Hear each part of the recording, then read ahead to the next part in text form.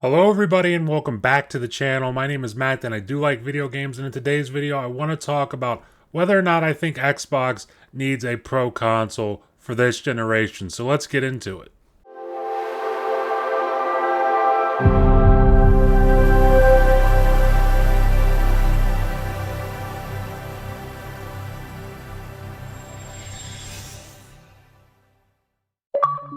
So we all saw last week that the PS5 Pro was announced with a price point of $700. They had their whole, presentation for the PS5 Pro.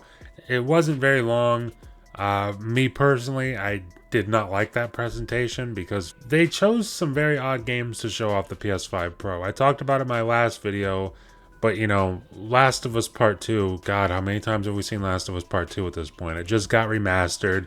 It was already on PS4 right before the new consoles launched. I feel like we've seen it enough at this point. We didn't need to see it with the PS5 Pro. Ratchet and Clank, everything they showed, it just, I don't know, it didn't do anything for me personally. It didn't move the needle.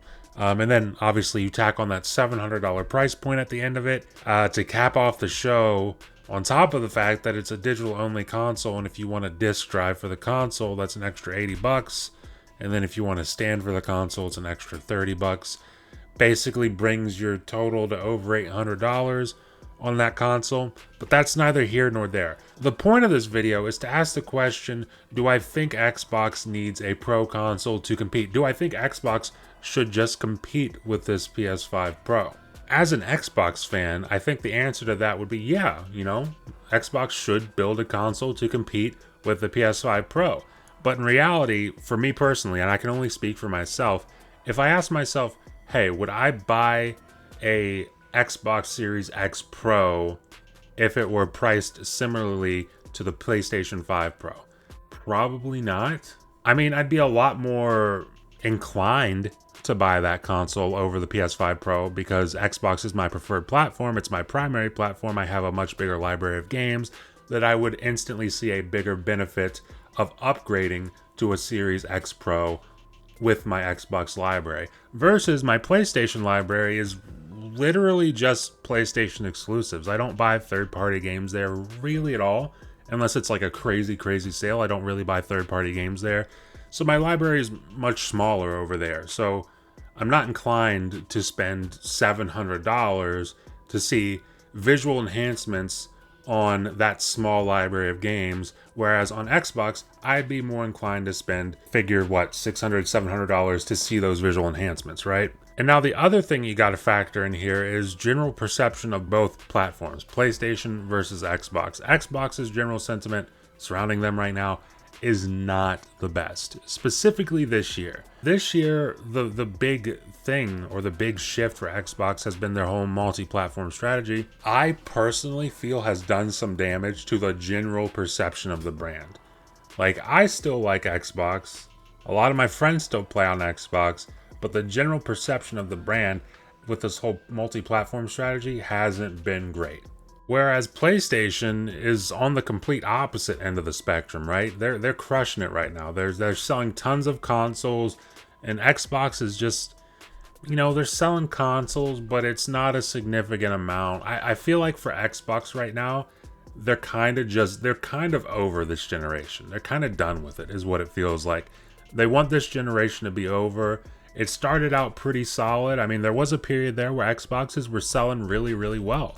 2021, Psychonauts 2 came out, Forza Horizon 5 came out, was a huge success for Xbox. Halo Infinite and the hype that had around its launch, the general sentiment around Xbox and Halo at that time was really positive. And then, fast forward to now with the negative sentiment surrounding Xbox, is it really worth it for Xbox to, invest in mass producing a pro variant of the Xbox Series X just to, probably not sell that well once it actually releases?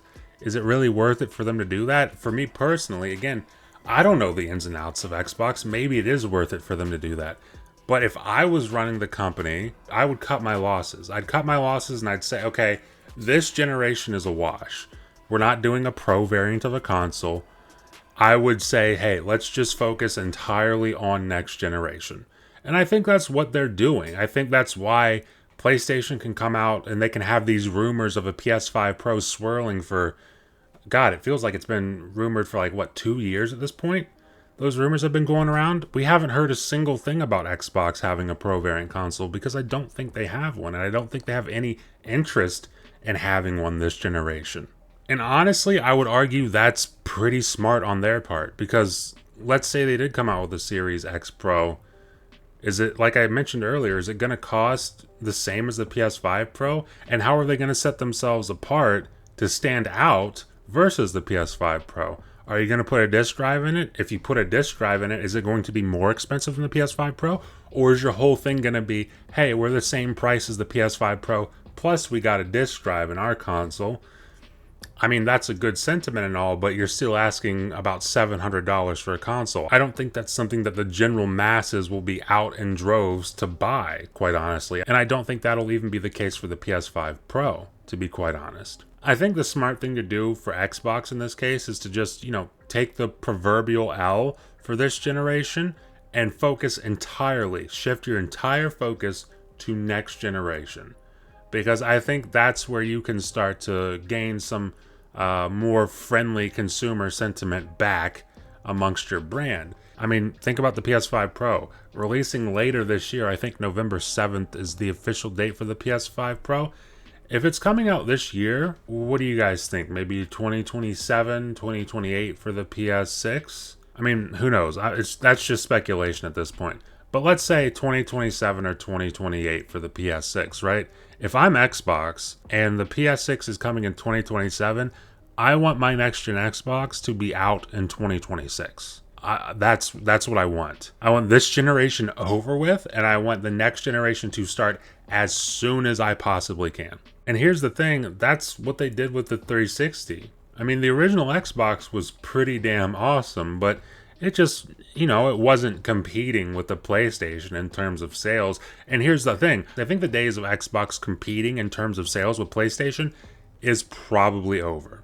I think Xbox knows that's probably over, but one thing that they can do to get a head start on PlayStation for next gen is to have their next gen console out a full year, God forbid 2 years, ahead of the PS6. That would be huge. They did the exact same thing with the 360. 360, if you remember, came out in 2005. The PlayStation 3 did not come out until 2006, and when it came out, it was compounded by the fact that it was also way more expensive than the 360. $599 in the US for the PS3, the big flagship model of the PS3.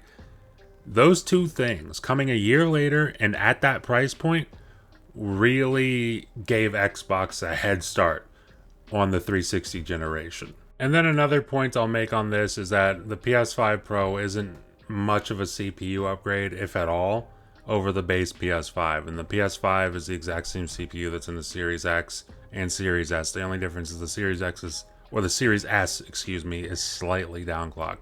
Outside of that, the CPUs in all of these consoles are pretty much the same.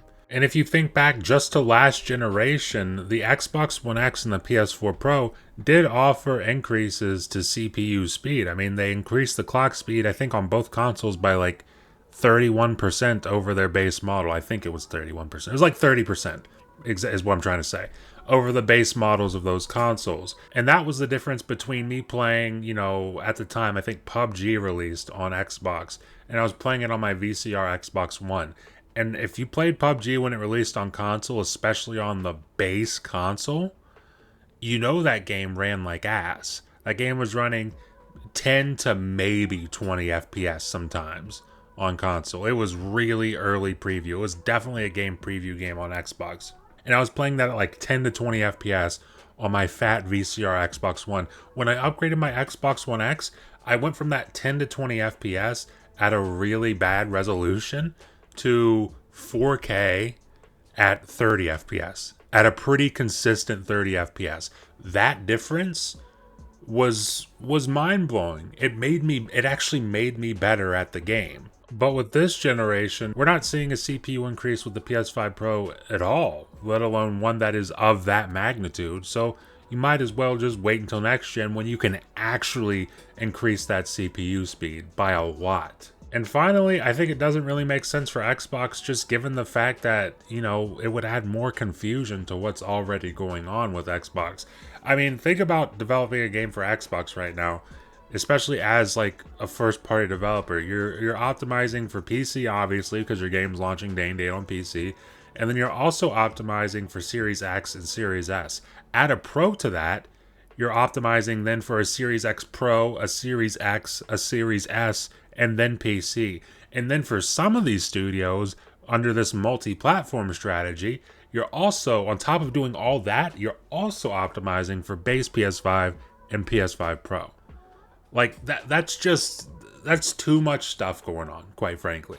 But guys, these are just my thoughts. I think it's not really worth it for Xbox to take people away from working on next gen to work on a current gen reiteration, a pro variant of current generation.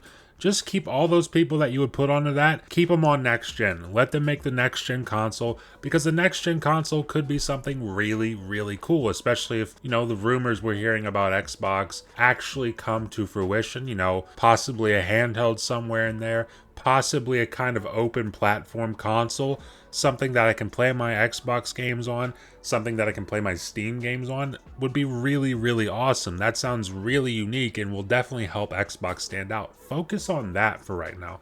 Don't worry about a pro console. But that's just my opinion. Let me know what you guys think in the comments below. Leave a like if you like the video, and if you're enjoying this kind of content and you want to stay up to date with it going forward over here on the channel, the best way to do that is consider subscribing, consider ringing that notification bell, because that helps you stay up to date with everything that happens over here on the channel, and helps promote me, and the algorithm helps push the videos out to way more people, and I always, always, always appreciate that.